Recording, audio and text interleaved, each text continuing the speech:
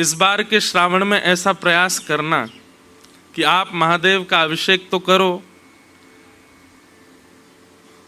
रुद्राष्टाध्याय से करो, नमक चमक से करो, नमक चमक विधि से करो, षोडश मंत्रों से करो, पर हमारी कई एक बात मानना, अभिषेक पूर्ण हो जाने पर श्री राधा नाम उच्चारण करके थोड़ा जल और चढ़ा देना। महादेव बड़े प्रसन्न हो जाएंगे। कई लोगों ने विरोध किया इस बात का, बोले कि इंद्रेश जी ऐसे क्यों कह रहे हैं, राधा नाम से अभिषेक। हम राधा नाम से अभिषेक नहीं कह रहे हैं। महादेव को विल्लपत्र चढ़ाया जाता, उसमें राम लिखा जाता है क्योंकि उनको राम नाम अति प्रिय है। ऐसे हमारी श्री जी के यश को सबसे ज्यादा महादेव ने गाया है। हमारी किशोरी जी के यश के गायक है महादेव। कई लोगों को महादेव की सत्ता में हमारे श्यामा श्याम का दर्शन नहीं होता। महादेव के उपासक कृष्ण भक्ति से कहीं ना कहीं दूर रह रहे हैं, तो ये उनकी महादेव की भक्ति में कहीं न्यूनता रह रही है, कोई चूक वो कर रहे हैं, इसीलिए कृष्ण भक्ति से दूर हैं। हम तो कहते हैं महादेव की भक्ति का प्रतिफल क्या है, महादेव की भक्ति का आशीर्वाद क्या है, महादेव की भक्ति का, महादेव की प्रसन्नता का प्रतिफल क्या है। श्री वृंदावन की स्मृति, श्री वृंदावन की प्राप्ति, श्यामा श्याम की लीला में अति रुचि होना, यह महादेव की प्रसन्नता से होता है।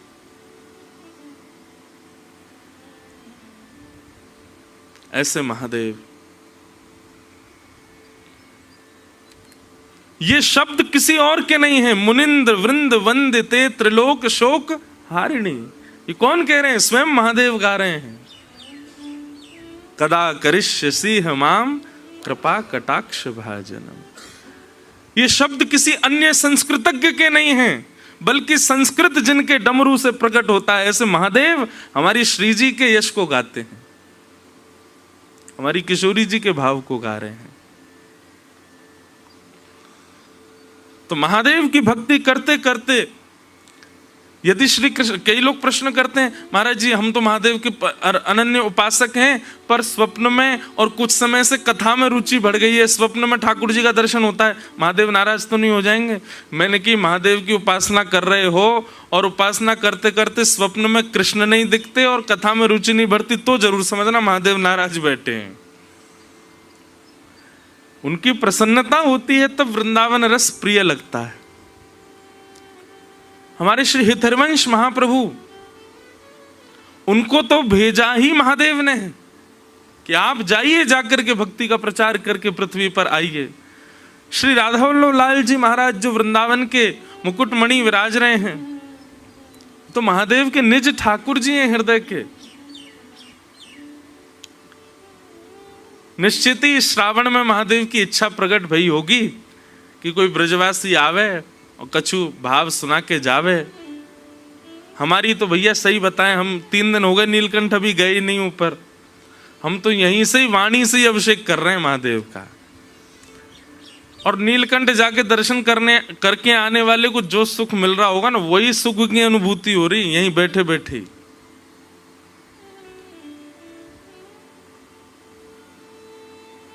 बड़े आनंद, बड़ी प्रसन्नता, श्री गिरधर लाल जी बड़े सुख में विराज रहे हैं। और कब शुरू हुई, अब कब विश्राम की ओर हम आ गए। कल तो विश्राम है कथा का। परम आनंद की बात है। और एक और बात बताएं आपको, ये जो उत्तराखंड है और हिमालय खंड है, हिमालय यहीं से ही प्रारंभ हो जाता है। हिमालय विकसित और अति ऊंचे हैं, यही ये सब हिमालय ही हैं। हिमालय जो है ये हमारे श्री गिरिराज जी का घर और है। श्री गोवर्धन नाथ जी यहीं से तो गए हमारे ब्रजमंडल में। तो एक प्रकार से श्री गिरिराज जी का, अब वो अखंडवासी तो वृंदावन के हो गए, पर गिरिराज जी का मूल निवास स्थान तो हिमालय ही है। तो इस नाते से यदि देखें तो श्री गिरिराज जी हमारे कौन हैं? ब्रजवासियों का एक अटूट संबंध है गिरिराज जी से। हरिदास वर्य, हरिदासों में वर्य मतलब हमारे अग्रज भ्राता हैं श्री गिरिराज जी। कृष्ण भक्ति करने वालों के सबके बड़े भैया हैं गोवर्धन नाथ, हैं वो स्वयं कृष्ण ही, पर फिर भी जो कृष्ण भक्ति में उन्मुक्त है उनके बड़े भैया हैं श्री गिरिराज जी। गिरिराज जी की शरण ग्रहण कर लो, यदि आपकी भक्ति में कोई चूक हो रही होगी तो गिरिराज जी ठीक कर देंगे। तो बड़े भैया को घर, तो ये हमारो ही घर भयो, एक प्रकार से हम अपने ही बड़े भैया के स्थान पर कजन ब्रदर के घर आए हैं घूमने के लिए। तो हिमालय जो है ये हमारे श्री गिरिराज जी का स्थान है।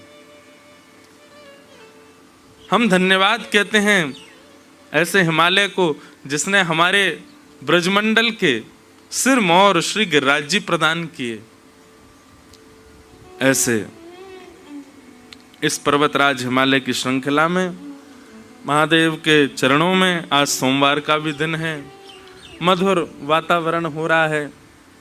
ऐसे वो जो पद गा रहे हैं वो यही हो रहा है, वृंदावन में तो ऐसा नहीं होता पर यहाँ हो रहा है। घिर आए बदराए झुक आए बदरा, राधे झूलन पधारो झुक आए बदरा। परसों लाल जी का हिंडोला उत्सव वृंदावन में तो है ही, अब यहाँ कोई हिंडोला नहीं लाए, नहीं तो मन तो हो रहा है कि लाल जी को झूला तो झूला में। ऐसा सुंदर वातावरण है। आज कुछ प्रयास करते हैं, कथा के बाद में देखते हैं कोई योजना बनती है तो शाम को आज श्री गिरधर लाल जी को झूला झूलाएंगे बाहर। अब यहाँ इतनी दूर आए हैं, ठाकुर जी कह रहे हैं दारी क्यों, खुद तो स्विमिंग पूल में नहा रहे हो, पीछे नदी में कूद कूद के उछल उछल के नहा रहे हो और जो है खेल रहे हो, आनंद कर रहे हो, बाइकन पर डोल रहे हो, मैं कमरा में बैठा दिया हूं। ये मानो बादल बार बार नीचे आके संकेत कर रहे हैं, श्री लाल जी कह रहे हैं मुंह को बाहर लेके आओ। तो आज देखते हैं अगर झूला की व्यवस्था भाई कहाँ है वैभव भैया, लगो महाराज ऋषिकेश खकोल के आओ। अब देखो इसमें भी एक भाव होगा, किसी वैष्णव के घर झूला ऐसा होगा वो उसी विचार से ही रखा होगा कि इस पर ठाकुर जी विराजे, आपको मिल ही जाएगा। अब कौन ऐसो बड़भागी होगा जाके झूला पे लाल जी विराजे। तो शाम को आज ठाकुर जी को झूला झूलाएंगे हैं। अब वो तो हमारे निज है, तो शाम को ठाकुर जी का हिंडोला उत्सव होगा आराम से 6:30-7 बजे होगा, नहीं तो उजाला ही रहता है 7:30-8 बजे तक।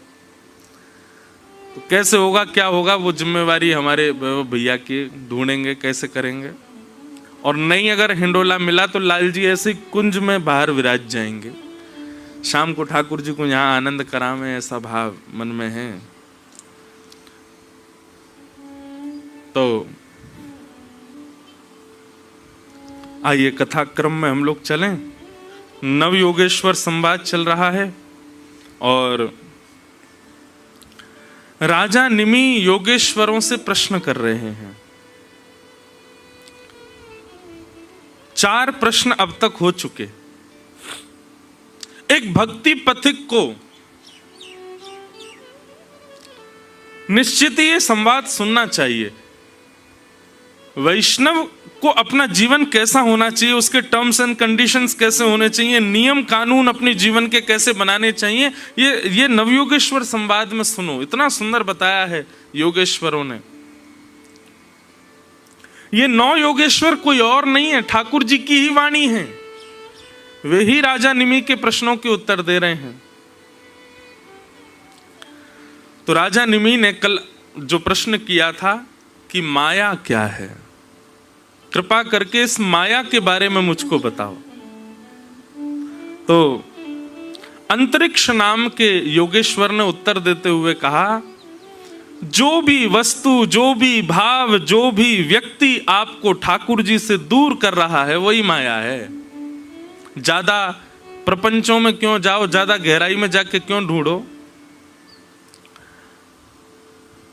जिससे भी आप ठाकुर जी से दूर हो जाते हो, ऐसी कोई बात जिस बात के होने पर आपको ठाकुर जी की स्मृति नहीं आती वही माया है।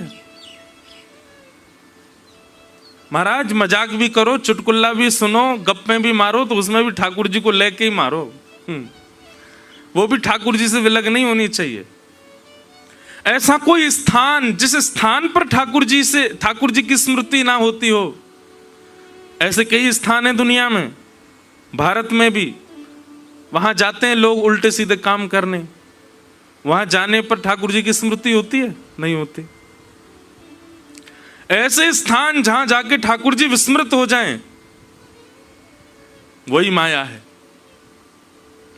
ऐसा भोजन जिसके पान करने पर ठाकुर जी की स्मृति ना बन रही हो, मतलब भगवत विमुख, भगवत भोजन बिना भोग लगाए कुछ भी पा रहे हो, वही माया है। अच्छा, हमने एक बात अनुभव की, आप कहो किसी को कि आप कहां जा रहे हो, तो बोले गोवा जा रहे हैं, तो सामने वाले व्यक्ति के मन में क्या आएगा? गोवा जा रहा है, क्या करने जा रहा होगा? वो दुनिया भर की बातें सोच लेगा। हम कहें कि हम गोवा जा रहे हैं तो क्या होगा?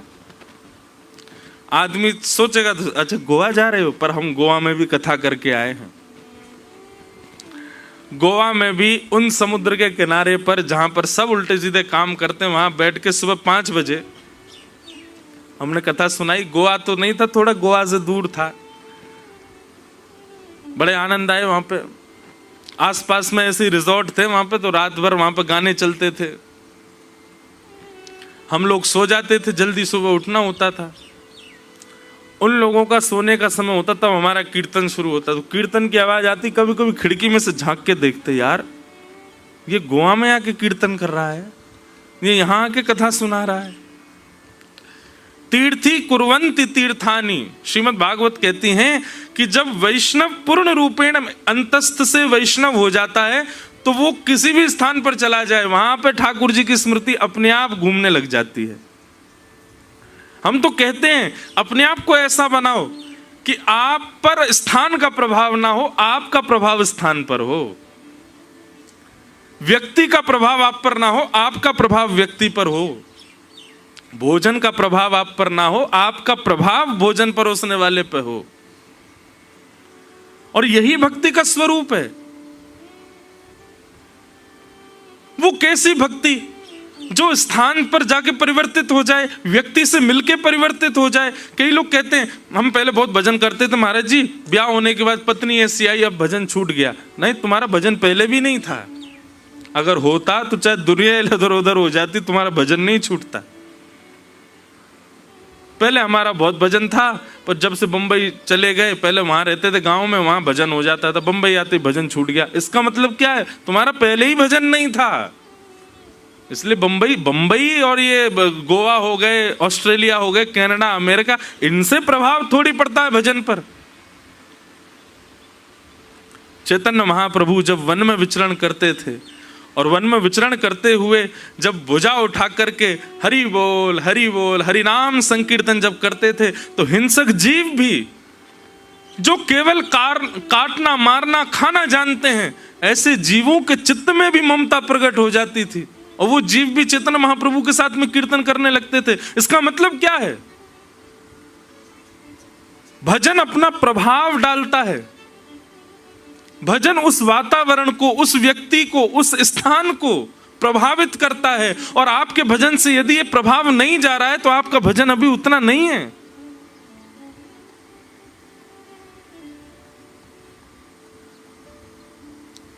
ये अनुभव करो। कंडीशंस और स्थिति के अनुसार यदि आपको बदलना पड़ रहा है, तो आपके भजन में बल नहीं है। और बढ़ाओ और करो उसको। लेकिन कंडीशन, स्थिति, सिचुएशन आप पर, आपके आने पर बदल जाती है, तो आपके भजन का यह प्रभाव।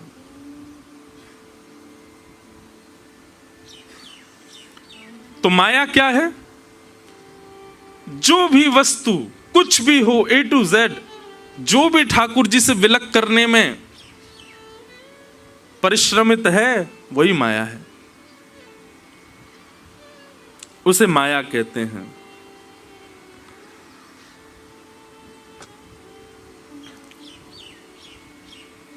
तब राजा निमि ने प्रश्न किया,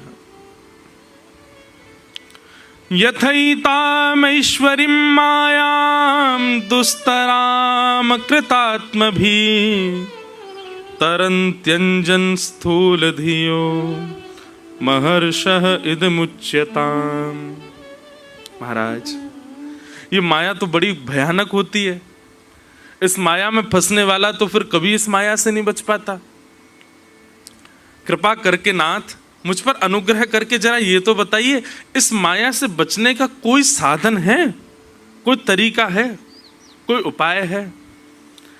अच्छा, एक बात कभी कभी मन में विचार आती है, संसार में कितना भी बड़ा पाप हो, संसार में कितने भी गलत काम हो, संसार में कितने भी बंधन हो, पर ऐसा हो नहीं सकता कि सबसे मुक्त होने का कोई उपाय ना हो। ऐसी कोई क्रिया नहीं संसार में कि वो आपने कर दी और उससे आप बच ना सको, उससे मुक्त ना हो सको। शास्त्रों में सबका निदान बताया गया है।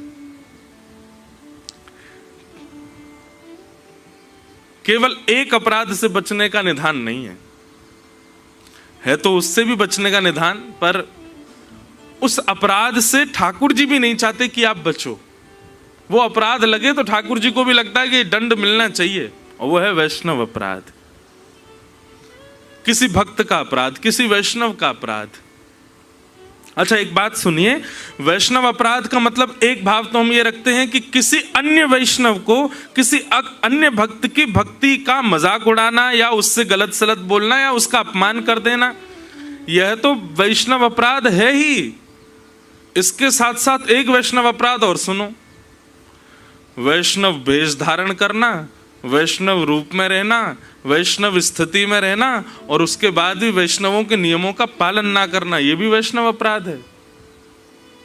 आपने स्वरूप धारण किया है, आपने कंठी धारण किया, आपने तिलक धारण किया है, आपने गुरु दीक्षा ली है, आपने नाम मंत्र लिया है, लेकिन उसके बाद भी आप विधि का पालन नहीं करते, तो यह भी वैष्णव अपराध है।